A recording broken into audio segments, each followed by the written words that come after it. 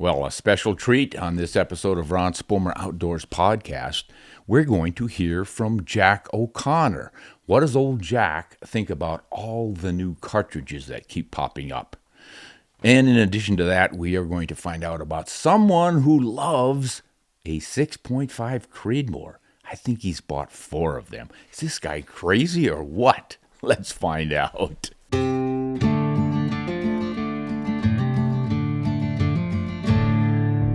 First of all of you folks who have been complaining about too many new cartridges, nothing new. Jack O'Connor was complaining about that back in the 1950s and 60s. This is from his book, The Complete Book of Rifles and Shotguns, and the first edition, I'm pretty sure, came out in 61 or 60. Let's just see what, first edition was published in 1961. So he would have been formulating these ideas at least a year or two before that while he was writing the book. Probably long before that because of his long shooting career. But by then, you have to remember which cartridges were around. Not nearly as many as there are today, obviously, but still, Jack thought there were perhaps too many. Just let's read what it says on page 197 where he's talking about the varmint cartridges. That's the name of the chapter.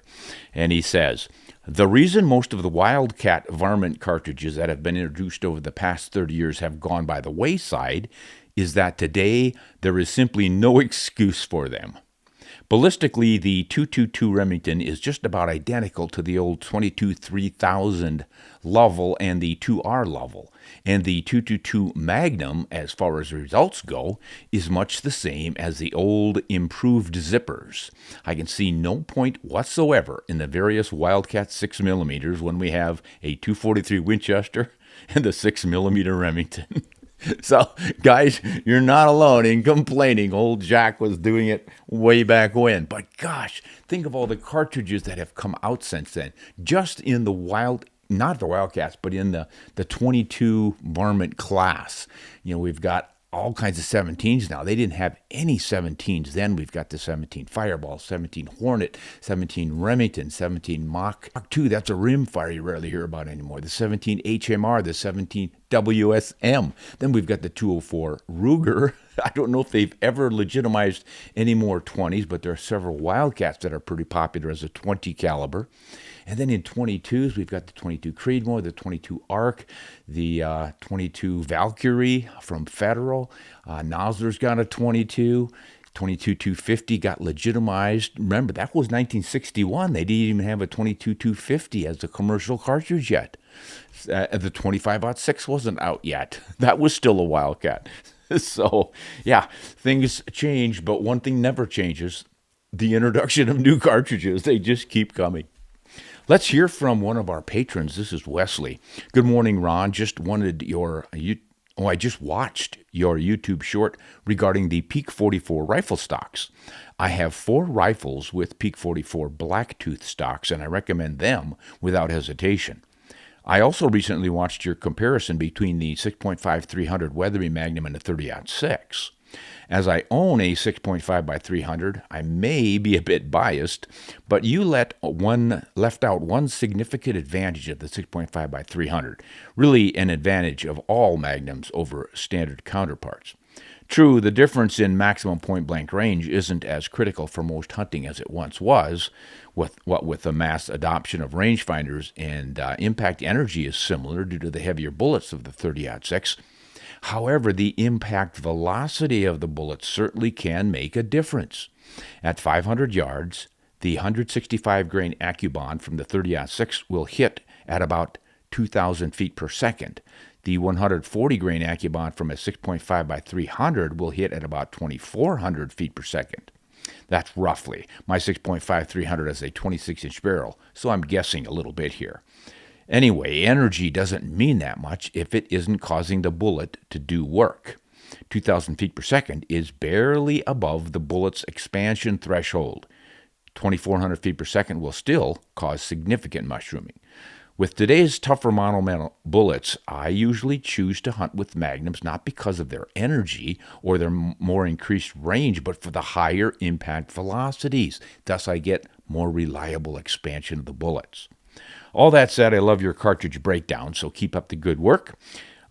P.S. I just finished African Twilight, a book which you recommended, and I absolutely loved it. Well, that's great, Wes.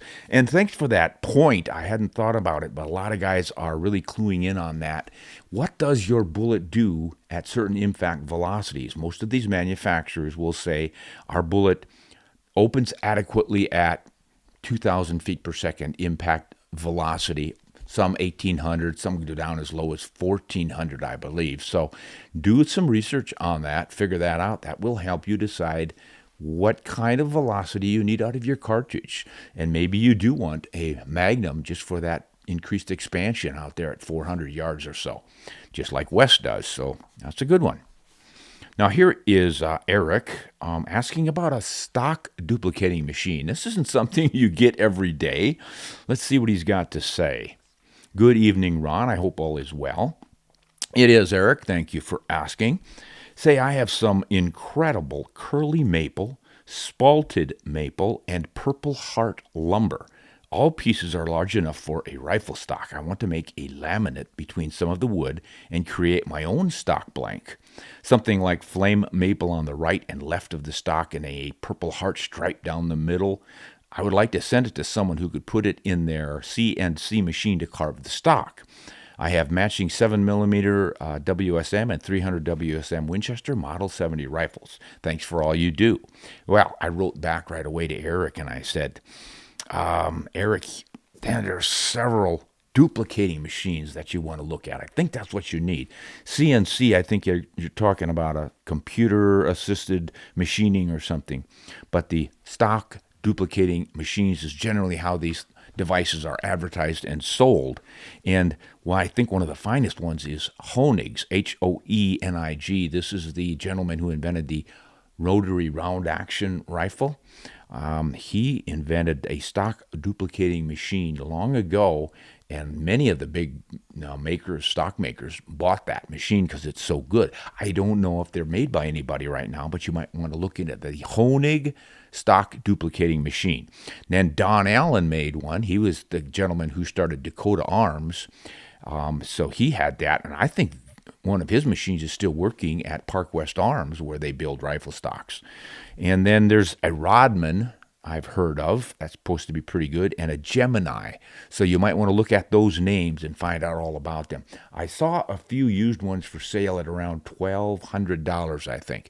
I don't know if that's a low entry point or a high or what, but that's the only figure I could come up with on a price. But for someone who has those, I think just look for custom gun makers, custom gunsmiths.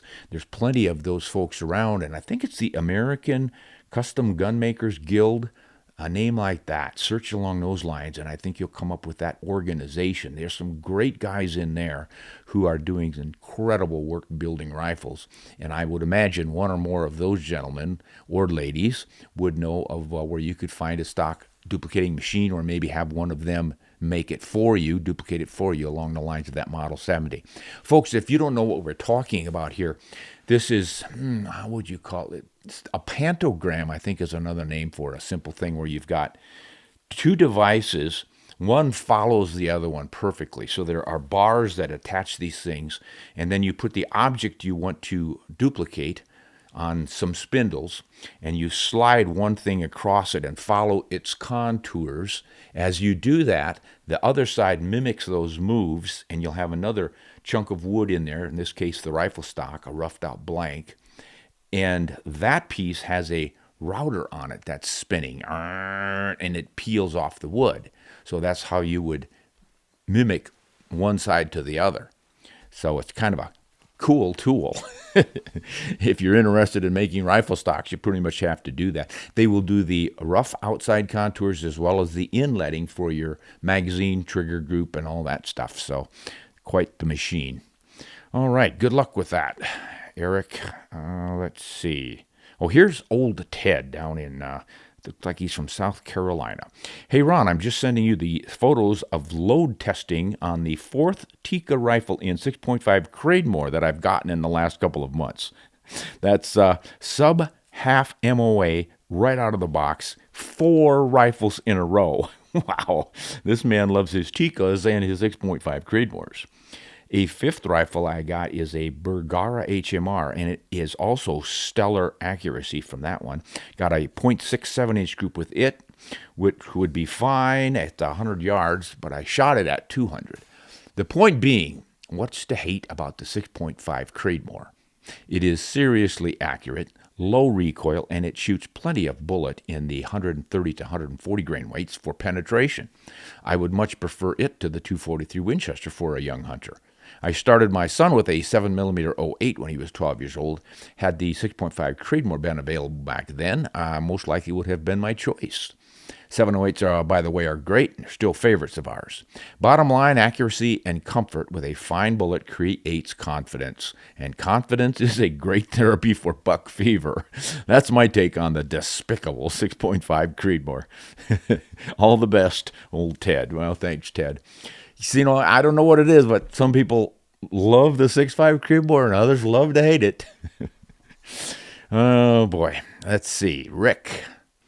He is responding to a video we did on the 5 best cartridges for deer hunting. I think this is what this one was from. First off, thank you, Mr. Spomer. I just re-upped my monthly membership, so forgive the tardiness. Well, you're mostly forgiven, Rick, and thanks for re-upping. Really appreciate that.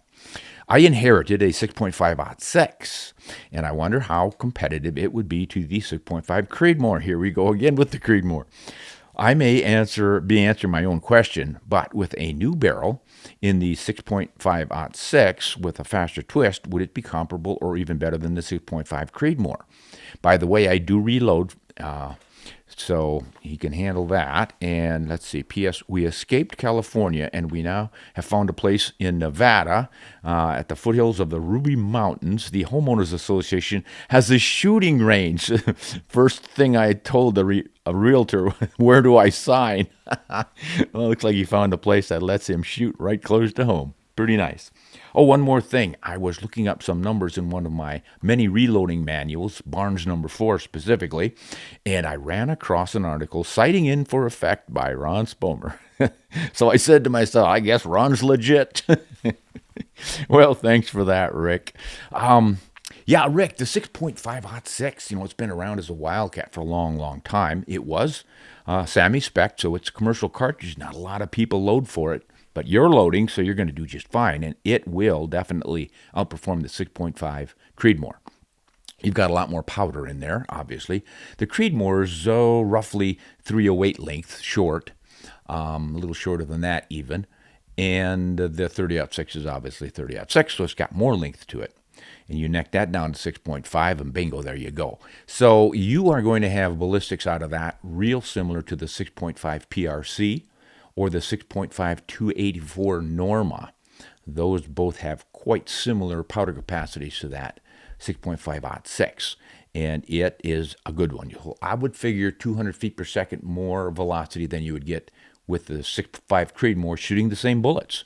You should do real well. I often say I borrowed one actually, in using a 120 grain bullet. I made a one-shot kill on a big bull moose. He was 12 years old, and pretty much satisfied me that 6.5-06 can do the job. Just use the right bullet and put it in the right place, and you can reach out there pretty far with that one to put it in the right place. All right, thanks for that, Rick. Let's see what Pierre has to say. I see the word Pierre, P-I-E-R-R-E, and having lived in South Dakota where the state capital is Pierre, but everybody pronounces it Pierre, I find myself calling people with the name Pierre. They must think I'm an idiot. They're probably right. Well, Pierre says, good afternoon. My name is Pierre, and I have just purchased the new Barra 400E BB rifle. The rifle, out of the box, is pretty accurate with its flip-up sights, but I wanted something a little extra, something that was inexpensive but would make the rifle look badass. So I bought the CV Life 3-9x40 rifle scope. How do I zero the scope for at least 50 yards? Oh boy. I wrote Pierre back and said, boy, Pierre, I'm afraid you bought the wrong scope for that BB rifle. That scope is focused, parallax free at 100 yards. So all of your targets closer than that, especially at 50 yards and closer, really will start to be soft, out of focus, and you'll have some parallax issues. Now you can minimize the unsharp look by dialing your power down to minimum, like 3x, but then you lose the advantage of your higher magnifications. But your target will be closer, so it might all work out. Either way, if you want to zero it for 50 yards, all you have to do is just dial the vertical and horizontal turrets until your shots land at your point of aim. 50 yards is a bit far for a BB, I would think, and you will get a lot of drop. So you might be better off zeroing it for about 25 yards, and then you can compensate for longer shots by holding over. So we reviewed that scope, a CV Life 3 to 9x40. We wanted to do kind of a funny video about a really cheap scope that was worthless. So we went on Amazon and looked for the cheapest scope we could find. This was it. And we got it in and tested it. Couldn't break the thing. It really was impressive. I think it cost, what, honey, about $30? $30. Yeah, $30, and I thought it'd be made of plastic and just be a laughing stock. But I finally got it, put it on rifle after rifle until I got up to a 375 H&H, and that recoil wouldn't break it even in that. So that kind of was a surprise. A pleasant one, too. All right, let's see what else we have here. Oh, I wanted to read to you guys something out of predator hunting. You see these books all the time, and several people have asked, what's in them? And obviously you're supposed to buy them to find out, but I thought I would just read a little bit out of here. Now, this is from a chapter on the cartridges that I recommend for varmint hunting. It's called Please Select Your Shooting Iron. And I talk a little bit about the rifles and stuff, but then I get into each one of the cartridges. I thought it might be fun just to read some of these and give you an idea of how I cover them. So the first one up is the 17 Hornady Magnum Rimfire. Released in 2002, this new bottlenecked rimfire, created by necking down a 22 Winchester Magnum case, shows potential to be a mild-shooting, hard-hitting varmint round that should be more than adequate to take small predators inside of 150 yards. Beyond that, remaining energy dwindles fast, 72 foot-pounds at 200 yards. And the wind drift becomes excessive, about 15 inches at 200 yards in a 10-mile-an-hour crosswind. And muzzle velocity with Hornady 17-grain VMAX bullet is rated at 2,550 feet per second. This poison pill could prove ideal for minimizing pelt damage. Penetration through bone remains to be seen, but many consider this a fine fur cartridge for calling setups if the quarry can be sucked inside of 100 yards. I think it's a bit too light for coyotes in general, but a careful shooter could make it work. Next up is the 17 Remington Fireball. Not too many know this one. Long a Wildcat based on the 221 Fireball cartridge, which was itself made from a shortened 222 Remington case, the 17 Fireball was finally legitimized by Remington in 2007. This could be the ultimate fur harvester's cartridge. It drives a 20-grain bullet more than 4,000 feet per second, a 30-grain bullet about 3,600 feet per second, and that is fast enough to shoot delightfully flat. Maximum point-blank range is 300 yards with a 200-yard zero using the 20-grain VMAX. There's not much remaining energy at that range, but should be enough to ruin a coyote's day without ruining his fur. Wind deflection can be big since the BC of the 20-grain VMAX is just 0.185. Recoil is so mild that you should be able to watch impact with an 8-pound rifle. Barrel fouling is less with this than the Fireball's big cousin. I'd consider the 17 Fireball a candidate for the ultimate fur getter inside of 200 yards.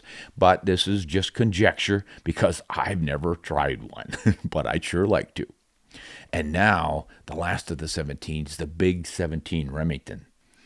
I'll give this fastest commercial centerfire cartridge a thumbs down for extreme range open country coyotes, but a thumbs up for foxes and bobcats.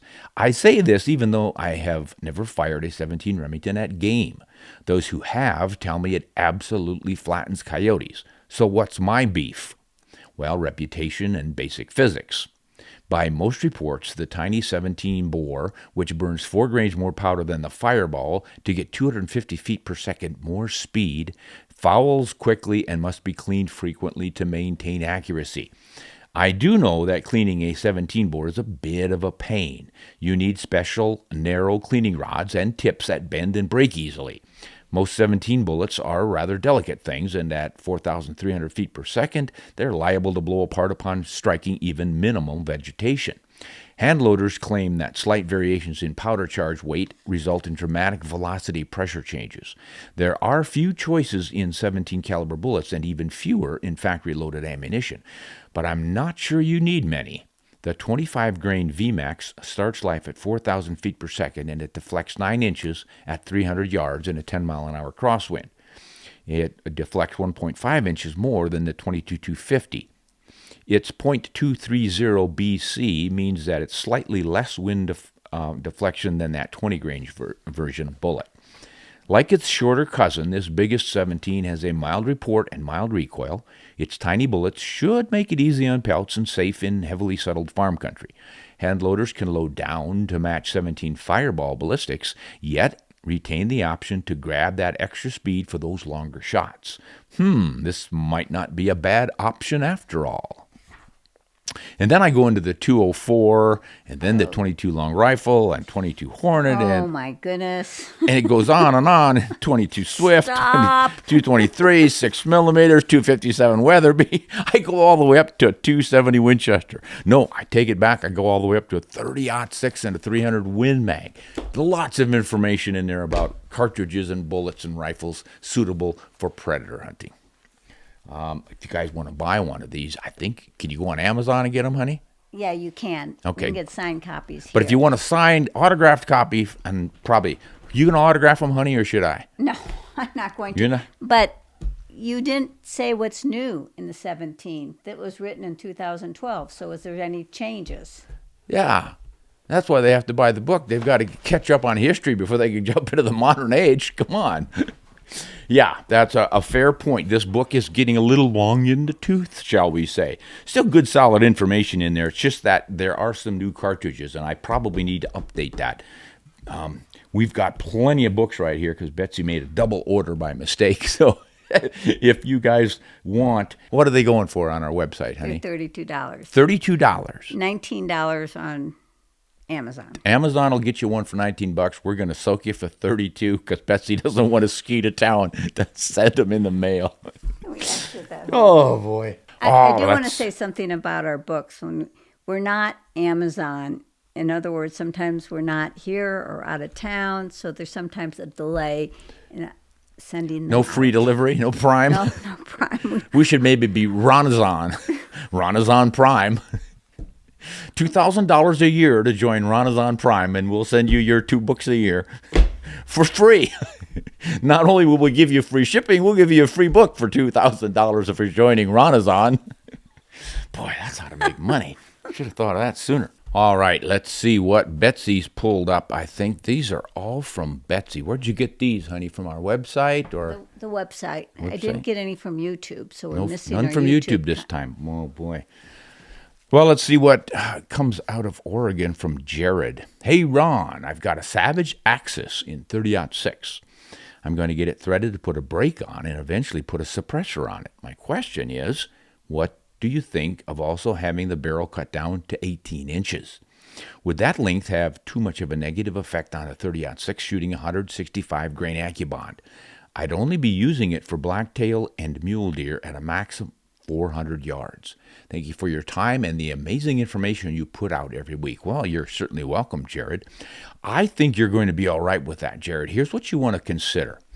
Obviously, a 30-06 is going to give you maximum velocity with a 30-inch barrel. And then who wants to drag that around? So most 30-06s are sold with 24-inch barrels or 22-inch barrels. So figure the velocity you're going to be getting out of your 22-inch barrel. And then every time you cut an inch off, you're probably losing 30 feet per second. So go from 22 down to 18 and 30, 30, 30, 30, work your way down. You're going to end up about 100 feet per second slower than a .308 Winchester would shoot that same bullet. I don't think it's excessive at all. You're still going to have plenty of energy at 400 yards. You're going to have a little loopier trajectory. It won't be quite as flat anymore, but that's no big deal these days with laser rangefinders and dialing up your scopes and whatnot, you can handle that easily enough. So I think it's certainly viable. I think I'd probably give it a try if you really want to use a suppressor. And as you probably know, I'm really starting to appreciate those suppressors. I've picked up 3 or 4 of them now, and I'm going to have to start cutting some barrels too. Somebody last week wrote in and said they were never going to cut the barrel off their rifle because they're going to ruin its value, blah, blah, blah. And that is true if you have a fairly unusual rifle, a rare rifle, something that have collector's value someday. But for your general run-of-the-mill, same old that's been made, Savages, Winchester, Browning, anybody, they're just kind of standard things. Just not they're not probably going to be extremely valuable as a collector's item. I wouldn't hesitate to cut those down if it's more functional for you. I mean, that's the whole idea. You have this tool that you use for target shooting and or hunting, and you want to use it and enjoy it. And if it's more usable and enjoyable with a barrel cut down and a suppressor put on it, then I would do it. Similar philosophy of mine when people ask me if I'm going to hunt with that beautiful 757 single-shot rifle I got from Park West with a gorgeous wooden stuff on it. That's a safe queen. Not around here, it's not. I don't believe in safe queens. What about me? Well, you're not safe. You're dangerous. Betsy the Danger Queen. And my rifle is too. So I take that thing out hunting. I'm not going to take it out in a downpour, but the point is it's a tool that's supposed to be used and enjoyed. Just because it's pretty doesn't mean you can't enjoy it, right, Betsy? I'm sorry. You're not sorry. Okay. This is from BC up in Canada, one of my favorite provinces. Whew, they got some wonderful wilderness up in that country. This is from Mark. Thank you for all of your work and informative videos. You are most welcome, Mark. I enjoy doing this. I spend a wealth of time watching them, and I have gained some valuable knowledge from them. Well, good. I was watching one of your rifle cleaning videos, and you mentioned about cleaning the chamber. I forgot what rifle you were cleaning, but you stated that you would use a larger brush to clean the chamber. Now, I have 3 30-06s and 1 308, and I know that the case size is .473 inch on both of those. My question is, what size of a brush would you recommend to clean those chambers?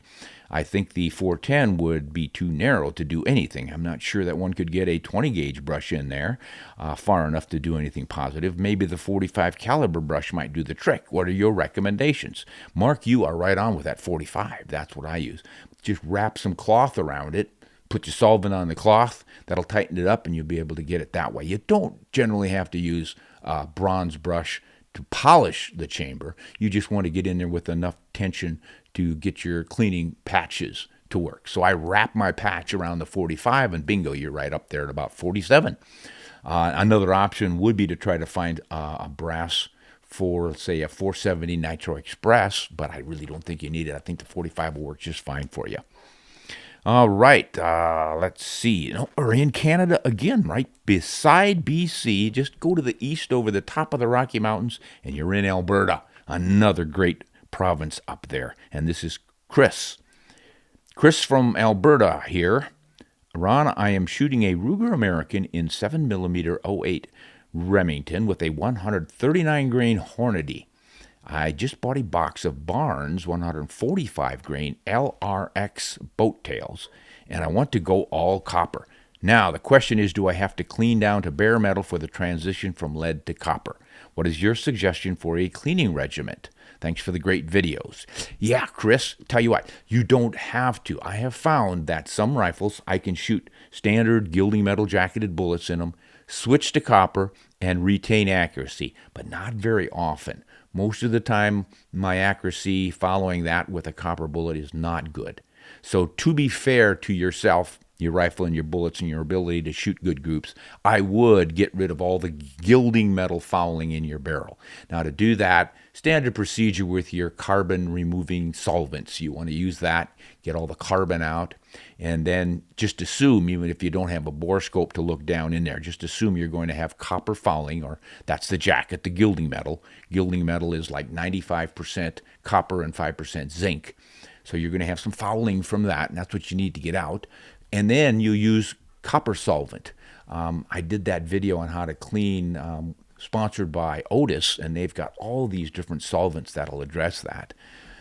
Don't use the one that's multi-purpose everything if you have a coated cleaning rod. I didn't look closely enough, and it was good on plastic. It would eat the plastics for your plastic fouling if you're using a Sabo or a plastic wad in your shotgun. They've got a great solvent for cleaning that out. I found out it was melting the finish on my rod, which wasn't the end of the world because underneath the rod is still effective. I just lost that nice coating on it. But get the copper solvent for sure and follow that after the carbon. You want to get that carbon out first and then go to the copper. You might try the carbon again after that. Sometimes there's some carbon underneath it, but generally those will do the tricks. Now, you're going to see blue on your patches. That's the oxidation of the copper or the gilding metal. And as long as you're still pushing patches out that show blue, yeah, you've still got some in there. So you just want to keep cleaning until they come out perfectly clean. And let that stuff set for a while. You can't just push it right through. You'll get blue right away, but the longer you leave it in there, the more it eats up that copper and then brings it out. So I would make my last pass, I'd say about 3 to 5 minutes, let it soak, and then push that patch out. And if there's no blue on it, that pretty much tells you you have got all of the copper out. Then you can start shooting your copper bullets, and that should tell you whether or not your rifle likes them and they're accurate. I find that almost all of my rifles, when I clean them like that, are wonderfully accurate with these Barnes bullets, as well as Hammer bullets, and the Hornady CMX and the CX, and the E-tips from Nosler. Almost everybody has copper bullets now. There's so many out there. I did a little search 4 or 5 months ago, and I came up with at least 14 different manufacturers of copper bullets of various types. Some really effective ones out there. So enjoy that and good luck. Now, oh my goodness, we're going to go all the way to West Virginia. They've got some mountains in West Virginia, and they got some proud hillbillies there, one of whom is my good friend, and he's always bragging about being a West Virginia hillbilly. Some of the best shots in the world. Richard Mann. Ooh, you were supposed to give it away. Richard Mann. Who was that? Alvin York, didn't he come out of that country? That World War I Army sharpshooter of ours who captured, I don't know how many Germans. It's been years since I've read that story. But he got in on a trench, and he was picking him off until they all realized somebody was shooting him, and they saw him. And the whole, I think there were 30 of them. They just all threw down their rifles, put up their hands, and with a Springfield 30-06 bolt-action rifle, he marched them all back to the American lines as prisoners. Wow, quite a guy. You want to read up on him someday, but he was from West Virginia. All right, let's see what this gentleman is. His name is John, and he says, Ron, I have a question related to a specific bullet's BC. My father is a reloader, and we decided to work up a load for my 708 this past year. I bought a Savage 110 Trail Hunter, and I decided to go with the 708 cartridge after hearing how much you loved it. For the bullet, I went with the newer Sierra Tipped Game King, a.k.a. the Game Changer, in 140 grain. I got this bullet moving about 2,900 feet per second, and so far it has been a great performer. Sierra advertises BC of .545 for this bullet, and a BC of the same .545 for the 150 grain version of this bullet. I do not understand how a lighter bullet of the same caliber and design can have the same BC. I emailed Sierra, and they simply replied saying the 140 was designed for the 708 and is constructed a little lighter for expansion at slower velocities. The 150 is better suited for the Magnums. Ron, can you help me understand how this same BC number was achieved for both bullets? I've been listening to your podcasts for a little over a year now, and I love them. You are definitely one of the greats. Well, thank you, John. Now you're buttering me up. I'm going to have to give you a good answer here. I have been enjoying your hunting and I have been enjoying hunting and shooting for almost 30 years and can remember your articles in various outdoor magazines in the past. So I appreciate all that knowledge that you've shared over the years. Well, thanks. That just makes me feel really, really nice, John. Appreciate that. But helping you out here with that BC, boy, that is a darn good question because weight is a part of BC. It's the shape of the bullet, the mass of the bullet, and the diameter of the bullet. So if we're looking at .284 inch diameter bullets, and they have the same shape or form, and one weighs 10 grains more, it should have a higher BC. So the only thing I can think is that they have somehow altered the shape or the form of the 140 grain version of that bullet. Maybe it has a tangent ogive instead of a secant ogive on the nose, a little less, or maybe more or less boat tail taper to it or something like that. But this brings up an important point about BC, guys. The manufacturers will list a BC of their bullet, but that does not, across the board, perfect. In other words, just the way your rifle shoots it could change the effective ballistic coefficient of the bullet. How does this happen?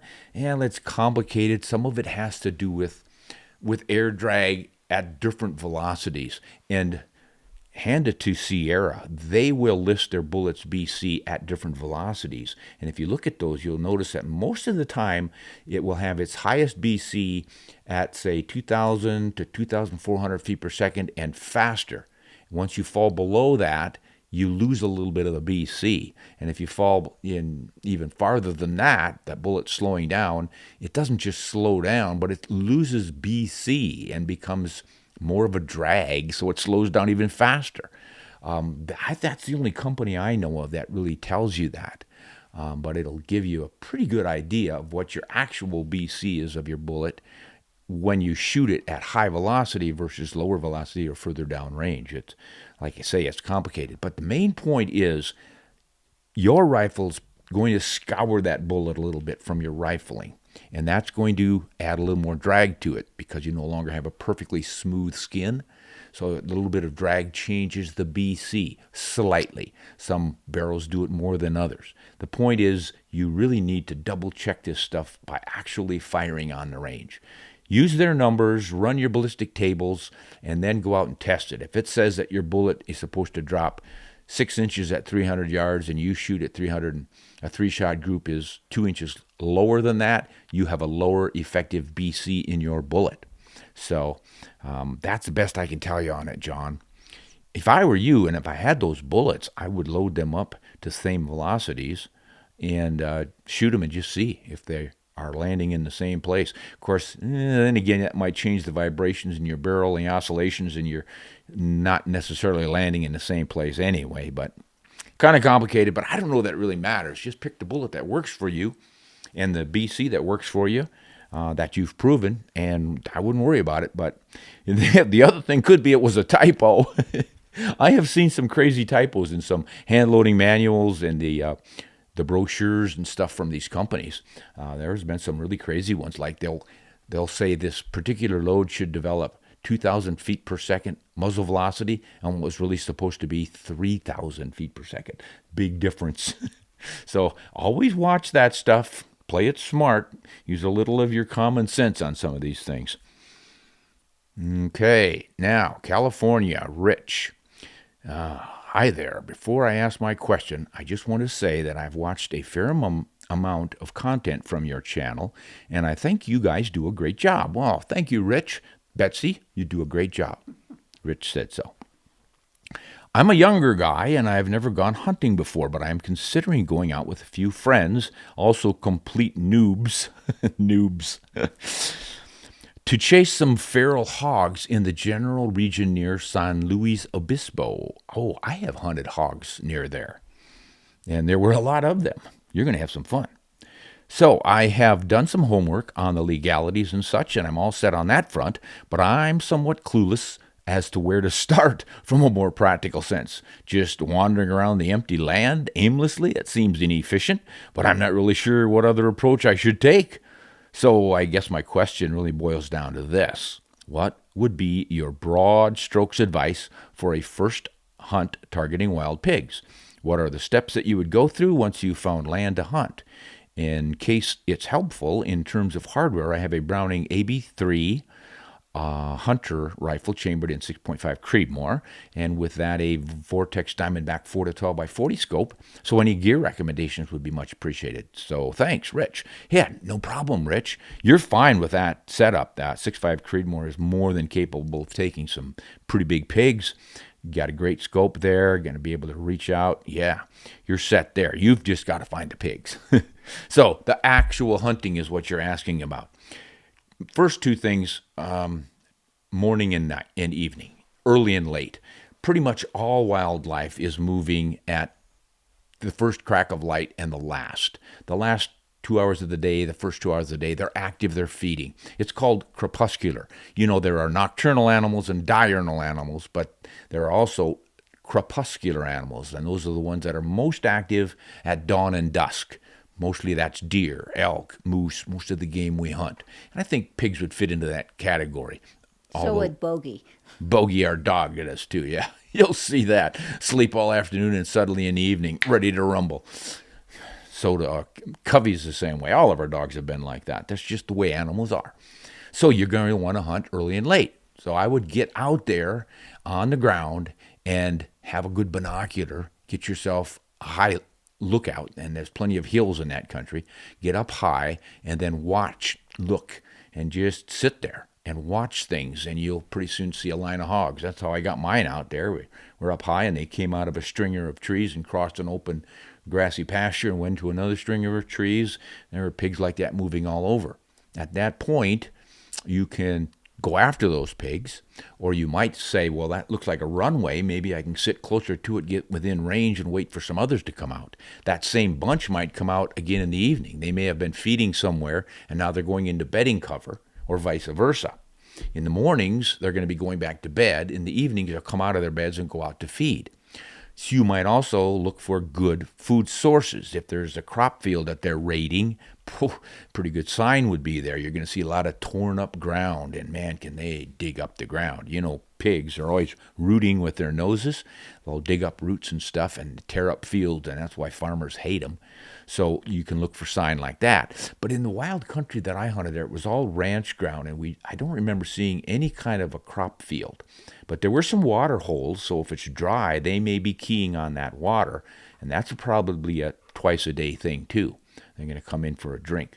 So yeah, get high and glass, and then about 10 o'clock-ish, things will really slow down, and then you can go busting brush. A lot of guys like to do that. You'll end up having to spook them out of some thickets and hope that you can get a shot at them. They'll tend to stay in the thick stuff, but occasionally you can sort of manipulate things so that if you push in a certain direction, they'll have to break out of the cover and cross an opening, and then you might get some shots there. But they're going to be sporting running shots, so you're going to have to practice the seldom used running shot. You know, back in the day, running shots were standard practice. The middle of the 20th century, guys were deer hunting and shooting at running deer all the time. These days, very few of us do. And it's probably a good move because we can be much more sure of our shots and not have wounding loss. But on something like feral pigs, where you need to reduce the population and whatnot, and if you need to and you're good at it, I've seen guys who can roll one pig after another as they're streaking across an opening. Quite a talent. But yeah, that should get you started. I think you're going to do well with those techniques. Good binocular, find those critters, stalk in and shoot them. Be fun. Wish I could go with you. All right, now this is Don from Wyoming. Yesterday I received your 7mm book. You are a great writer. Well, thanks a lot there. Well, Don, I'm going to have to stop in at Lander and shake your hand for that one. I could not put your book down. I finished reading it before bedtime. I will be rereading it several more times as a reference, too. You have a great day, sir, and a happy new year. Sincerely, Don. Well, thank you, Don. You're going to have to be comment of the week for that one. I mean, who's going to beat that? No offense, but that would put me to sleep. What? The 7mm book. Oh, yeah. Betsy uses the very same book to fall asleep. She doesn't read it until bedtime. She reads it at bedtime, and boy, does she get a good night's sleep after reading all about the 7mm cartridges. We don't even have one on the table to show folks here. We've completely run out. Two left. We're reordering them. You reordered? Okay, 2 left. Yeah, if you guys need that 7mm book and either want to go to sleep or you love reading about it, want to read it several times like Don, just go to ronspomeroutdoors.com website. And you can order the book there. I'll sign it for you. It'll be worth at least 50 cents more that way. All right, while Betsy is looking for some more questions and comments from you folks, I want to read another piece of this Predator book. This is on the 280 Remington, the 30-06, and the 300 Winchester Magnum as Predator rifles. Yeah. Overkill. In my experience, all cartridges more powerful than a 25-06 Remington are excessive for harvesting predators smaller than black bears. You can march up the caliber power scale as far as you want and justify each cartridge, but all provide more recoil, more noise, and expense without offering really any improvements over the smaller calibers, except reduced wind deflection with high BC bullets like the 150 to 175 grain 284s, the 165 to 180 grain 308s driven at high velocities. This is a close thing, but if you shop carefully for the sleekest, pointiest projectiles in these larger calibers, like a BC of .475 in the Nosler 165 grain ballistic tip 308, or a .515 BC of the 284 Sirocco 150 grain bullet, and then drive those to top velocities with Magnum cartridges, you can realize several inches less wind deflection than even the efficient 100 grain 243 and 120 grain 257 bullets can deliver at 300 yards. If you do most of your predator shooting at extreme range in the wind, this advantage might justify the use of one of these larger Magnum calibers. So study trajectory and wind drift tables carefully before deciding, and then get ready for some recoil. Did you come up with some bets? Or should I read them some more? Say, here's something in the book about auto-loading actions for predators. Now, when I wrote this back in 2010, 2012, I think, the ARs were really starting to come on, but they weren't as nearly as popular as they are today. There's been a lot of advancements since then, but this is what I wrote about auto-loading actions as predator rifles. How things have changed. A mere decade ago, auto-loading rifles were just beginning to catch fire among predator hunters. Now they are truly hot. Gun makers have worked on the military-style AR platforms until they shoot as accurately as the best custom bolt actions. With 10, 20, and 30-round magazines available for the ARs, we are talking serious firepower. Whether anyone needs it remains moot because most people simply like ARs. And when a pack of 7 coyotes comes calling, a high-volume auto-loading firearm is the one to be holding. Everyone from Mossberg to Smith & Wesson builds ARs these days. You are restricted in calibers depending on basic rifle size. True AR-15s are designed with a magazine just long enough to fit the .223 Remington. In order to shoot a .243 Winchester, you would need a longer action, usually known as the AR-10 or AR-25. Remington calls theirs the R-25. Another big advantage of AR platforms is their modularity. By changing uppers, stocks, forends, and etc., you change the look and the performance. You can mount a 450 Bushmaster for hogs, or a 6.8 SPC for deer, and a 204 Ruger for foxes, or convert your 243 Winchester to a 338 Federal. There's lots of options. If you prefer an auto in more traditional styling, Browning's BARs have been reported to shoot MOA. The lightweight Stalker version is chambered in .243 Winchester. Ruger's Mini 14 and .223 Remington can be tuned for fairly good accuracy, much as its 10-22 rimfires have been. Remington's Model 750 Woodmaster centerfire remains popular with auto shooters and comes in .243 Winchester. Now, that was then, this is now. A lot of things have changed, and one of them is that you can no longer get the Remington M750 Woodmaster centerfire auto-loading rifle. They kind of went out of production. So if you're an auto shooter, you definitely could have an advantage in some of this predator hunting. I think there's a little bit of a misunderstanding about predators from younger hunters who really haven't worked with them all that much, and that is the high volume shooting you're going to do. Yes, it is possible for packs of 5 to 7, 8 coyotes up coming in. It's usually a family group, mom and the kids of that year. Early in the season, will still be running together and taking down deer. And I have seen this. Gosh, in Montana years and years ago, we watched a pack of 6 take down a mule deer just like that and gobbled her up in one night. So that can happen. But most of the time when you're out predator calling for coyotes and stuff, you'll bring in 1 to 3. And if you're a good shooter and you take your time, you can pick up multiples. And if you're really good with an AR, you can obviously make it a little easier on yourself so you don't have to run the bolt or anything. But don't get too excited, because this is what happens. It has happened to me and my buddies. We had ARs and we thought, well, man, with these big clips, we're going to get everything. So we didn't take our time and shoot precisely on our first shot. Ended up having to take 6 shots just to get one coyote. So still pretend you have a single shot and make those shots count. And then you can take advantage of the extras. Okay. All right, here is Jordan from Minnesota. I have just started watching you and listening to your podcast. Unfortunately, I live in the shotgun zone, but my wife, we just got married a couple of weeks ago, has family in Wisconsin, where we can use rifles. Well, hey, congratulations on just getting hitched there, buddy. I hope your wife enjoys the outdoors with you. I certainly have fun being outdoors. Much more fun when Betsy comes along, and she's quite a hunter, so we have lots of good times. We've got a lot of friends who are married couples who hunt together. The couple who hunts together stays together. So good luck with that. And you get to hunt Wisconsin now, too. That's nice. Well, let's see. How do you continue here, Jordan? Says, my wife and I would like to go on an elk hunt and whatever else we decide to hunt. So my question is, I'm looking for something that will safely harvest whitetail deer and elk, and maybe even moose and bear. My wife and I are simple, and we both want the same rifle and caliber, so I am looking for something under 20 foot-pounds of felt recoil. I'm a reloader, so that helps me. I've been looking at 270 and a 6.8 Western, but other options are open. What would you recommend? I would love to buy a lot of rifles, but I would rather spend that money on ammo for practice so I can hunt honest and shoot straight. And, of course, spend it on hunting trips, too. So your input would be much appreciated. Thanks for all you do. Well, thank you, Jordan, and you are on the right track. It's very smart. Get yourself a good rifle that can handle everything and spend your money on more hunting trips. And more ammunition for testing and shooting and training. Wow, that's going to pay off big time. So, yeah, I'm behind you there. And you know what?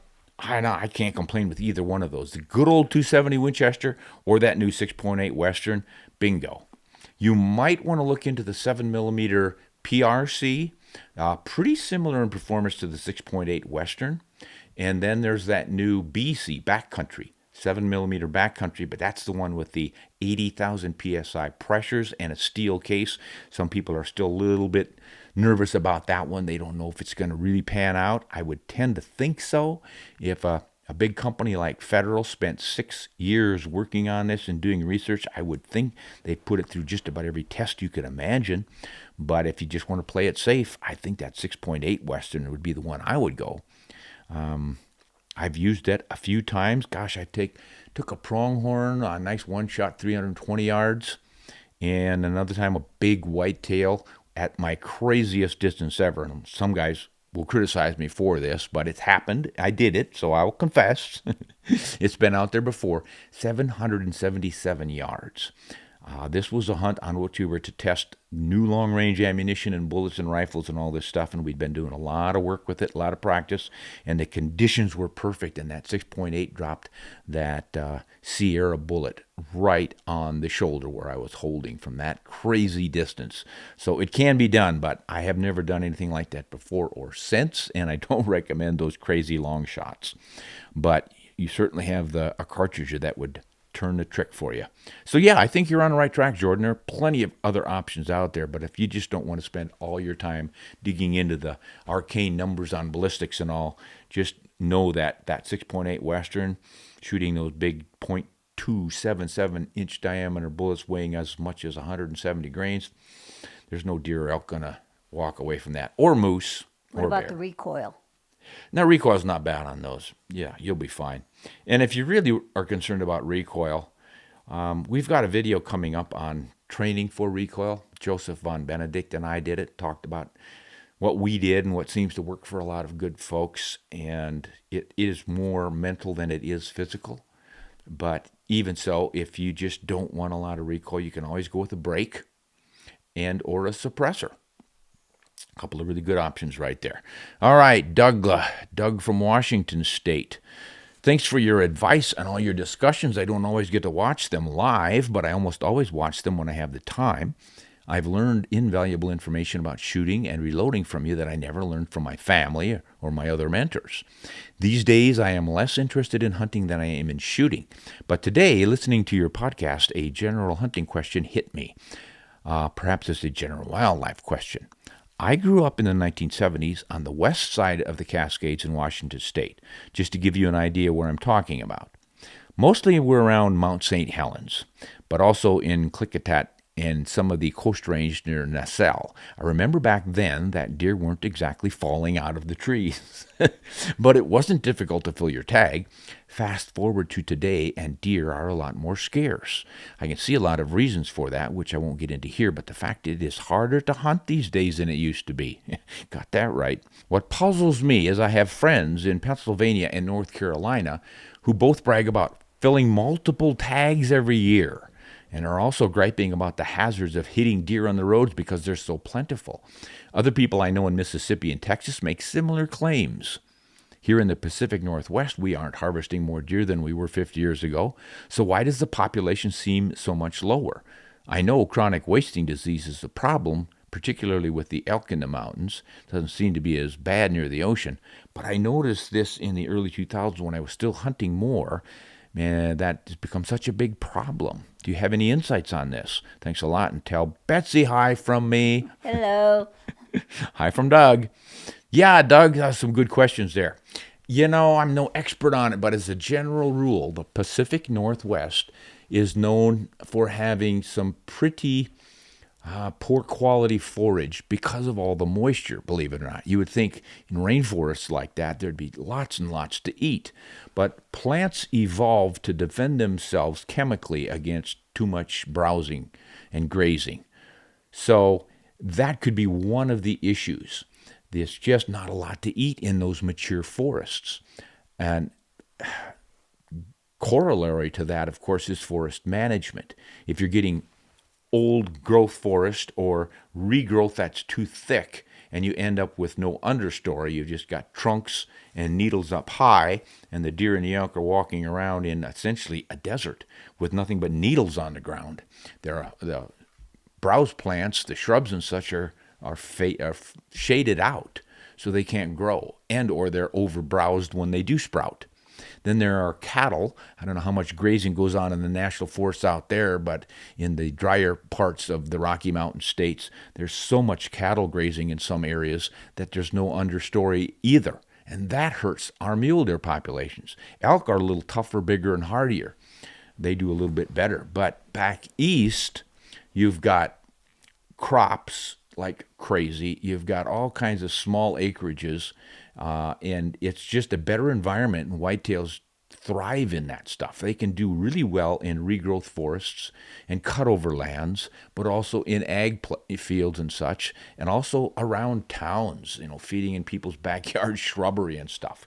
And that's another one of the concerns, of course, is housing. You get people building 5-acre estates and sticking their horses out there, and what they don't mow down in their yard or cover over with concrete to make their house and their barns, their horses are eating. So there's just less habitat. And I see a lot of that in the West. So consider all that stuff, because it just always does come down to habitat. Yeah, there's some concern about predators in certain areas, and they can overdo it a little bit. But again, the predator can only respond to the prey population. So if you've got a lot of cougars, they're eating something. So they're eating a lot of deer, but if they eat too many deer, then there's nothing left for them to eat. So then the cougar population falls and the deer can rebound. If that's not happening, it could be that the cougars are finding something else to eat after the deer are gone, like sheep, domestic crops, or maybe they can get by on small game, rabbits and things for a while, or maybe they're taking more elk. It's really complicated, but the bottom line still comes down to habitat. So do think about that. Do some research on what exactly keeps deer and elk alive and lets them flourish. And they've got to have a lot of good forage as their base, and then a lot of good safety and protection in their habitat. And that's where I think you would probably find the answer. Well, that looks like all of them for today, folks, and we are giving our comment of the week to, was it Don, who had the wonderful things to say about me?